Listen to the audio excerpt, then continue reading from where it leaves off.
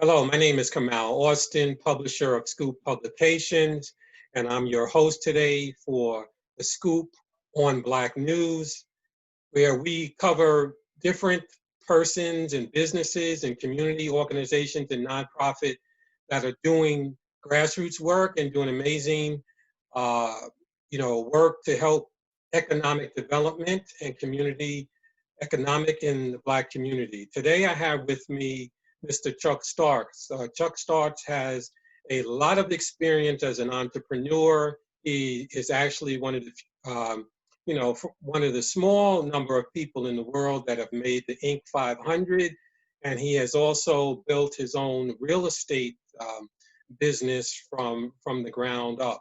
So he has a wealth of experience, and today we're here to talk with him about a topic that's becoming very hot in the news again, and that is on reparations. I wanted to talk to Chuck today because he has a very, very unique perspective on reparations, and I'd like to delve more into it with him. And he's running some other initiatives in Congress and with the federal and state governments uh, in the United States and also where he lives. Chuck, how are you doing today? Things are well. Things are well. A beautiful California day, and was looking forward to this conversation. Great, me too. I was very excited and still very excited to explore the ideas that you've been sharing with me and look for people to also support you in your efforts and to help you push and help galvanize people behind a feasible type of reparations that you're proposing. So, Chuck, can you tell us a little bit about your business background and how you started in business and later went into real estate, please?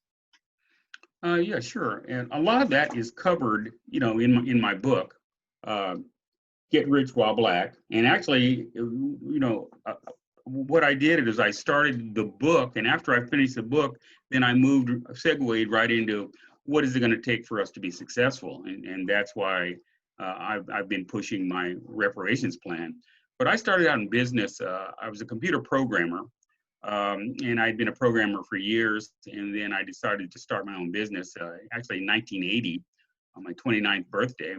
And it was a computer company, and I basically brought in some clients that were selling computers. Back in those days, that was the beginning of the PCs and the mini computers. And the company sold the computers, but they didn't have any support, any qualified people to handle the programming, design, implementations. And so what I did is I went out to a few companies, and I remember, you might want to remember back in the early 80s, there was Business Land and Computer Land and all those companies. And they were just basically selling computers like a Radio Shack. And then they would call me, I would go in with my team, and we would actually implement the computers. And we had a lot of accounts. I mean, I did major accounts, plant studios, major recording studio. I had, you name it, auto dealerships, hospitals. We did most of the convalescent hospitals in Paradise, California, the town that you probably saw in the news last year that burned down, most of Paradise. But we had all kinds of clients. And then from that, we grew into a relationship with IBM, and we were an IBM business partner, which is sort of like an IBM distributor, doing basically the same thing, but with larger accounts. And I hired my vice president was a person that worked for IBM. You might have heard of him. His name is Clifton West. It's Cornell West, Dr. Cornell West's brother. And we were partners in that company, grew quite rapidly, and then had some major concerns in the 90s. And basically after, winning the Inc. 500 award and winning 2 Top Gun awards, and Top Gun meaning that meant that we were the best company in terms of quality service and sales in 11 states. And it hadn't been done before. And of course, I was black, Cliff's black. I had a vice president of operations. Her name was Donna, and she was black as well. And then we had a lot of programmers, and we had we were in 5 of IBM's offices. in the state of California. And they weren't, places like Sacramento. It was, I think we were in Fresno, we were in Stockton, and other small areas. And even with that, we were the best company at the time in terms of a business partner of IBM. And then after that, we had a problem with the county of Sacramento, and IBM basically canceled all my contracts after winning all of those awards. And that's something I'd like to bring up, that I've talked to a lot of entrepreneurs and a lot of Black people, and it seems like something happens around our 40s when we're in our success modes, when we're living well, we're driving well, we've got our kids in private school. Something happens to our careers. And I was an entrepreneur, had my own business, but I know other people. I had a friend who was a #1 salesman for his company, an insurance company, and after he won the Salesman of the Year award, within 2 weeks, he was forced to quit. And I've received, since I wrote my book, I've received letters from people who that happened. One lady, you might have seen the review on Amazon. I mean, once she got her PhD, she went back to her company and was demoted. So something happens in the 40s for Black people when we get into, I call that our success mode, between maybe 30 and 40, and when we're showing the trappings of success. And I think that's what white America has a problem with, showing the trappings of success. And my company, I was a bona fide millionaire at 34 with my contracts. And of course, myself and my partners, we had the trappings, the houses, the cars, vacations, and things started going downhill. So I've been in business a long time, as a designer, programmer, and as a CEO. I was a CEO for 15 years. And that's basically why I started writing my book, because I meet a lot of people. I'm in real estate now, but I'm the kind of person that I meet people, find out what they're doing, and I meet a lot of young Black people. And it seems like what we want to do, or the way we think we can be successful, is in sports, entertainment, and unfortunately, drug dealing. And because those are the people we see in our neighborhood. We don't see the doctors and lawyers and things like that, school teachers, and they're there, but they don't stand out as much. They don't have the cars and all of that, and the money. And these young kids, it seems like that's all they think that they can be successful at. And it has caused, I had a friend who's a good friend whose son went to Stanford, was, on a football scholarship, and was going to make the NFL. Her blew out his knee, couldn't play football, and committed suicide. And so there's a lot of stress in the Black community, thinking that's our only way out. And that's why I wrote my book. It's not the only way out. It might be the only way to be a billionaire like a Michael Jordan. But I feel that if you can gain $1 million net worth, and the reason $1 million is important is because you can protect yourself with $1 million net worth. And the reason I say that is there's a lot of Black people in jail because they can't afford a decent attorney. And if you got a case, any kind of case, and you have a public defender, you got a serious problem.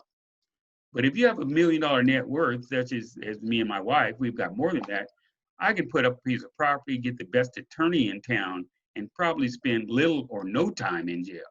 And that's a situation with white people. They just have the resources. And I know that's a long answer to your question, but that's why I'm so passionate about Black entrepreneurship and Black business. Right.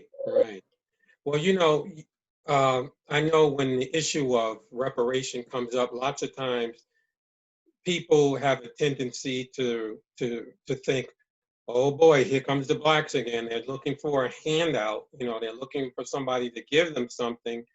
But coming from a person like you who has built 2 successful businesses in the past, and you're an advocate of reparations, and even lately Bob Johnson is talking about reparations. It shows that even very successful Blacks are looking at reparations as something that is needed to restore, the Black community. Absolutely. And in terms of a little bit about Robert Johnson, of course, he and his wife were the first Black billionaires. in the United States in 2002 when they sold BET. Well, within the, since they sold that company to now, they've both lost almost half their wealth by Right. investing in other companies. Meaning that if BET, as Black entertainment, was catering to Black people. Other people bought into it, but enough Black people bought in to make them billionaires. They sold out and got into other traditional businesses that were catering to everyone. And Robert Johnson went from 1.6 billion to 600 million now. Wow. And his wife went from 1 billion to 500 million now.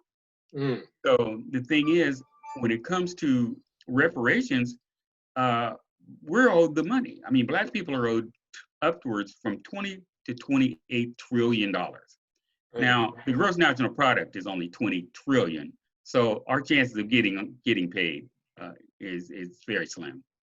And so I came up with a way where it won't cost the government anything, and will create a lot of very successful entrepreneurs. And we're talking federal government alone, the amount that they spend for goods and services is about $1 trillion a year. So I'm saying, okay, give us 25% of that. That's 250 billion. And then we include all the other 50 states and then the Virgin Islands and Puerto Rico. So that anywhere that you're in the United States, you can have a successful business. And that way it doesn't add to our budget, federal budget. Because let's face it, we are part of that budget. We're paying taxes and have been for a long time. So to me, it's a very easy way to get what is really needed in the Black community, and which is money. We need money. I mean, as you know, the Black net worth is being reduced every year, and by 2053, 2056, the median net worth, meaning half the people Black people in America will have no net worth. We'll have a zero net worth. Exactly. Yeah. Yeah. Can you tell us a little bit more about the reparations you're suggesting? Because it seems to be based on contracting, which it sounds like you have experience in. Can you just sort of flesh that out a little bit more for us to explain how it's based on another program we have now? I think it's the 8A program, and you would like to expand it. Right. Well, over the years, I've been involved in most of the programs, the minority business program, the disadvantaged business program. I had an 8A contract, which is 9 years. And an 8A is a good contract, but it has a ramp up period of a couple of years. And basically it's a 10% of federal business. Then you can do about as much business as you want. And then there's a ramp down period, and the total amount of time is 9 years, which is really not a lot of time at all. And what basically happens is, since you have to be 51% owner, the other 49% you can sell to another major company, and that'll help finance your business, and that's basically how it's done. The thing is, with that program, most of those businesses are located on the East Coast. They're located on the Beltway, Maryland, Virginia, because that's where all the contracting is done. Mm-hmm. I was located here in California, and I did do a couple of contracts, but I couldn't afford to really do the big contracts. Plus, I was working on IBM and some other things, relationships. So the 8A program is only 9 years. I mean, if you were doing super business for 9 years, and I've talked to some of the other CEOs, what happens after your 9 years? You're dropped off the program. I mean, it's like falling off a cliff. And so at that point, you're what they call a full and open contractor, and it's hard to compete. I mean, you're competing with virtually all the companies in the United States with very little money. And in the 8A program, early on, you can get loans from banks because you got contracts, but they know it's going to run out in 9 years. And what happens is your partner normally buys you out. And so I don't know of any. I've known some successful entrepreneurs that were 8A contractors, not a lot, but they don't have a company because they sold out. They got a nice home in Virginia somewhere or Maryland. They might be rich by themselves, and I mean, maybe $1 million or $2 million in the bank, but they don't have the ability to help anyone, and they don't have their company anymore. So if someone has to do maybe a study of all those guys. Mine is a lot of anecdotal because I know these people personally, and I had my own 8A firm, but it's not working. And to be an 8A contractor, it's not about Black Americans. It's anybody of color in the United States other than white. I mean, we're talking Hispanics and Asians and all of that. And let's face it, reparations are owed to Black people because it's like restitution. Let's, you know, in terms of natural law, if you murder somebody, you know, or if you kidnap and murder, of that crime, normally you know the penalty is you know it's capital punishment. And basically what happened, you know millions of slaves were actually Africans were kidnapped from Africa, brought over and murdered and you know caused to work. And the average age for slaves was only 27 years. And for over 200 years, 225 years, if you look at 1619 was longer. But the penalty for murder and kidnapping is a capital punishment. And so upwards to 800,000 people, white people, died in the Civil War. So that part is handled. 800,000 people. Now there were 40,000 Black people that died, but a lot of those died from infections and other things. But upwards to 800,000 white people died. Okay, that's part of it. But in any criminal justice system, you know, if you impact somebody, you have to pay restitution. So we're calling it reparations, but really all it is restitution for the damage that was done. Number for lost labor, for pain and suffering. So if you see it like that, and it's natural law says, hey, you kill somebody, you know, an eye for an eye, and tooth for a tooth, and you work for, you know, 200-300 years without getting paid, well, there's back pay. And then there's pain and suffering. And so the United States owes us restitution. You can call it reparations if you want, but in any criminal justice system, if you harm somebody, you have to pay. So they owe us up to $28 trillion. And we're not going to get that from the federal government. And if you look out, there are some other petitions out for reparations, but they're kind of crazy. Give every Black person in America $30 million, all kinds of stuff. It's important that if we get involved in a program like mine, not everybody will reap the benefits immediately, but it will definitely spread and in a hurry. Because let's face it, in 1619, or when slavery started, all the slave owners weren't rich immediately. It took time. And really, once the cotton gin was created, it really exploded. So what about the white people that did not have slaves?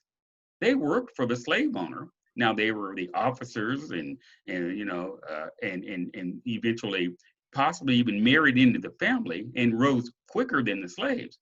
But that's basically what I'm saying. If we can get reparations, about 25% of all the businesses, number one, any Black person in America that wants to have a business can have a business. Because a lot of them aren't in business now because they know of the hurdles. It's very difficult. And I talked about a little bit in my book, a lot of Black business owners, the stress it kills them. I mean, I had a friend, one of the founders of the Sacramento Black Chambers, Black Chamber of Commerce, who actually was in a meeting and dropped dead of a heart attack.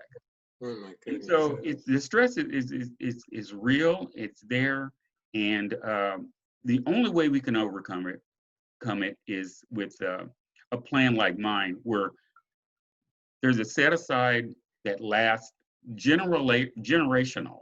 You know, in other words, generationally, we made the slave owners rich. They ought to, you know, in terms of restitution, we should, or reparation, become generationally rich as well.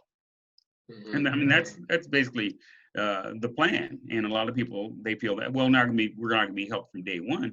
But if you can have your own business, you know, right now there's only 2 million Black businesses in the United States, but 98% of them only have one employee who's the owner. So if that employee can sell anything, you can sell, because in my plan, it's whenever public money is involved. So meaning whatever the libraries buy, whatever the hospitals buy, whatever local government, federal government. I mean, let's face it, if you can sell barbecue, you can sell foods to schools and colleges. Because the same thing, you still have to have an inventory, you still have to have a quality product, and you still, in some cases, have to deal with employees and taxes and things like that. So overnight, there's going to be an explosion of Black businesses. And if you don't want to, start a Black business, you can at least work for a Black business and have a chance of being a CEO or an executive. Right now, there's very few Fortune 500 CEOs. There's only, 5 Black billionaires? I mean, there might be 6, depending on how you look at it. But that out of 400, there's 400 billionaires in the United States. So the point is, mine will make Black people, all Black people, sort of like the Indian casinos, once they really proliferate, it's helping all the Indians. There's a couple of big tribes that are making a lot of money now. But if you're an Indian and want to work for an Indian casino, you can become successful without owning one. So I'm saying that the 2 million Black businesses that we have today, once a plan like mine is implemented, it will double in a year. There are people right now, Black people, that want to go into business, but they don't think they have, in terms of the odds of being successful, because unfortunately in this country, white people tend to buy from white people. Right. I mean, look at our professionals. I mean, look at what our attorneys make. Let's see what our CPAs make. And if you look at, in terms of education, if you're Black, you have a 6% chance of with a high school diploma, you have a 6% chance of being financially successful. 6%. If you're white with a college degree, a high school diploma, white with a high school diploma, you have a 22% chance of being financially successful. Okay, so you think, well, I'll go to Yale, I'll go to Harvard, I'll increase my odds. If you're Black and have a college degree, you have a 7% chance of being financially successful. Wow. But if you're white, you have a 39% chance. So, we're talking, we've had people going to Ivy League schools for a long time. Right. And still they're not successful because whites like to buy from whites for whatever reason. And people say, lots of people like Dr. Cornel West, race matters, and everybody's talking about the problem. It's sort of like, once you have a house that's burning down, stop the fire first and then find out what started the fire. So everybody's talking about what started the problem, and with all the race issues and all that. The bottom line is white people like to buy from white people.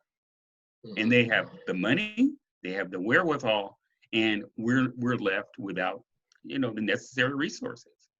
Right. That's the situation in a nutshell. Now, can we change their minds? And I've got people that say, well, we've got to do better and gain their respect. We'll never gain their respect because it's tied to economically to them. If they can mentally think that Black people aren't as smart and aren't as good, they can pay us less. They can fire us, make sure that we're the first ones fired, and they can not promote us. Now, it's not true. Black people are not inferior in any way. But as long as they can conjure that up in their mind, it's sort of like mental institutions. There's people in there right now that think they're Napoleon, but they're not. So as long as they can think it, we can't overcome it. There's no way that we can get white people to respect and love and all of that. And it's like Martin Luther King said, we can legislate, we can't, what's it saying? We can't have white people love us. There's nothing we can do to have them love us, but we can legislate them not to lynch us. Right. And that's where we're at. They're not going to love us, they're not going to respect us. Go ahead. Right. Yeah, it was more or less along the lines that you can't really change a person's heart, because some people say, oh, we gotta make everybody, non-racist, or we gotta change people's heart. In the churches, we hear that too, but you can't change a person's heart, is what Dr. King was saying, but you can change legislation to keep them from lynching you. You can change behavior, so yeah. I think that a lot of what you're saying has validity to it because, and it's not just the slavery issue. It's, after slavery, there was Jim Crow and, there were things like Freedom Bank, which they kept robbing the money from us. We had towns, upscale Black towns like Greenwood. Black Yeah, Wall Street. and Yeah. Rosewood and places like that, and they just burned them to the ground or relocated. They relocated the black population in Central Park, to get the city going. So there's a lot of, things. And even now, I think there was a major studies by the Brookings Institute, and they said that black homes, comparative black homes to white homes, are undervalued on average by about $50,000 a year. And collectively, it went to like $153 billion blacks were losing just because our homes are being devalued. I'm talking comparable homes. Right. So, that, and that's not 200-300 years ago. This is happening today. Just, I know on Long Island, not far from where I live, they did an undercover story, one of the newspapers, and they found that blacks were being steered to certain neighborhoods, and not only that, the homes are being devalued about $48,000, the same as the national poll that the Brookings Institute did.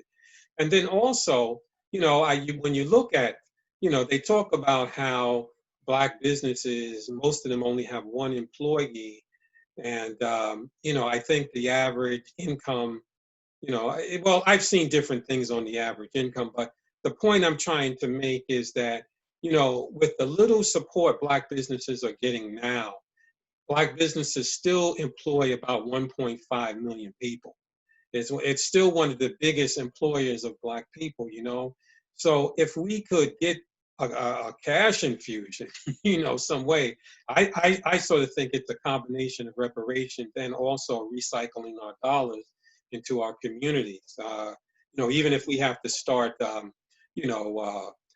collectively owned banks and collectively owned food co-ops, which I've seen in certain places where, since food and mortgages are two of the biggest expenditures that we have. I mean, after that, there's not much money left, to really pump into our community that's going out.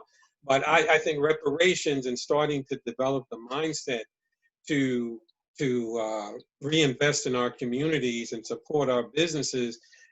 I've heard anywhere between, we only support our businesses 2 to 7%, and we still employ 1.5 million people. So imagine if we could get to like 25%, of our income or more, and then get something like reparations. Like you said, we can create very viable, stable businesses and hire more of our own, people, and pass down, multi-generational wealth. I don't think it's a far stretch when you look at the numbers. True.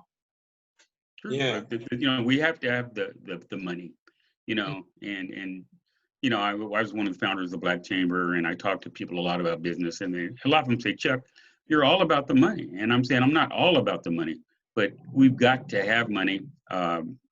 We've got to have, to raise our families and, to live our lives.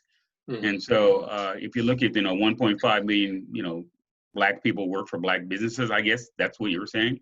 Well, mm-hmm. Look at Walmart. They employ over that. They employ 2 million people, and don't bring up Amazon. So the point is, it's got to come through entrepreneurship and businesses. Mm-hmm. And you just can't give us, like, I think Robert Johnson, I think one of his plans was, give everybody $350,000 or something. I don't know. I've heard something. I don't know if that would work. And another reason why I wrote my book is because all the other books on prosperity for Black people, they always make it like we have to do something or like we did something wrong. And like you mentioned, we talked earlier about Robert Smith, the guy that gave, he's a billionaire, and he paid the tuition from all the Morehouse students. If you read some of the things he's talking about, he's saying things like laser focus and things like that. And I don't care if you have X-ray eyes, it won't change anything. Because, it's beyond that. It's just white people right now do not want to deal with Black people. They do not want to enrich Black people. And there's what I call the white man's curse, which is they have to see successful, beautiful, rich Black people every day for the rest of their lives. As long as they turn the TV on, They're seeing sports. They're seeing entertainment. You know, they're seeing LeBron. They're seeing Beyonce, Rihanna. I mean, for the rest of their lives. And the only way to get around it, and Samuel L. Jackson, who's my favorite, is to turn the TV off, which they won't do. And I think it bothers them, because a lot of them don't like basketball. And in terms of entrepreneurship, they have to make a choice to let us in, because like in basketball, I don't know if, the first NBA player was in 1950. Well, in 1948, there were some bad white boys playing basketball, 1948. But in 1950, they brought in their first NBA players, and there was there were black people that had teams and things like that. But they weren't making the big money until they went to the NBA. Once they brought black people in the NBA, well, the rest is history. Once they brought black people into football, NFL, the rest is history. And in the NFL, they have what they call the Rooney Rule. And I don't know if you know what that is, but if you fire somebody or you need somebody for the front office, coach, manager, whatever, you have to interview at least 3 black people, or people of color. So the point is, they don't have a Rooney Rule for the players. When you need a player, you got to interview, 3 black players, because most of the black players are black. Because when it comes to entertainment and sports, it's all talent to make it. I mean, they don't want to pay LeBron $33 million a year. They just have to. The Williams sisters, I mean, Serena, they don't want to see her net worth to be 150 million, but they have to, because it's talent. But when it comes to business, I can be a CEO of a company only because my dad owns a company. I mean, there's nothing. And in terms of being a coach in sports, you can be a coach for any team, NBA, NFL, whatever, and not be a good coach, but still have that job, the prestige, and money. So I'm saying, once we have a reparations plan that puts us on a pretty level footing with them, 25% to black companies, we will not only start selling to the public sector, but we'll also start selling to the private sector, because now we can afford inventories, quality inventories. Now we can compete with them on price. I mean, they can buy a whole store full of food, of whatever, food, anything that they sell, but we don't have the money to buy a whole store. So we buy a small quantity, which costs us a lot more. So I think my reparations plan was really a no-brainer. If you want to solve the problem, here's the answer. Now, if you don't want to solve the problem, that's another thing. But they've been talking about reparations since 1964. So it's been around a long time. They got all these studies, but nobody came up with a viable idea. And that's why I put together my petition. And what I want people to do is, number one, go on moveon.org, sign the petition, make a copy of the petition, and send it to their member of the House or their senator. And let's push this thing forward, because, like I said, we've got 2 initiatives in California, the one federal one, and I'm sure other states are looking at it because they want to put this thing to bed. They're tired of, we're always, bringing it up, and they're always saying they can't afford it. Well, they can afford it. And that's what my reparations plan is all about. They can afford it. Right. And I know I've read your book. I wish I would have had your book when I was younger. I get that a lot. I wish I'd have had my book when I was younger. Right. It's a very small book. It's very simple because it's all firsthand.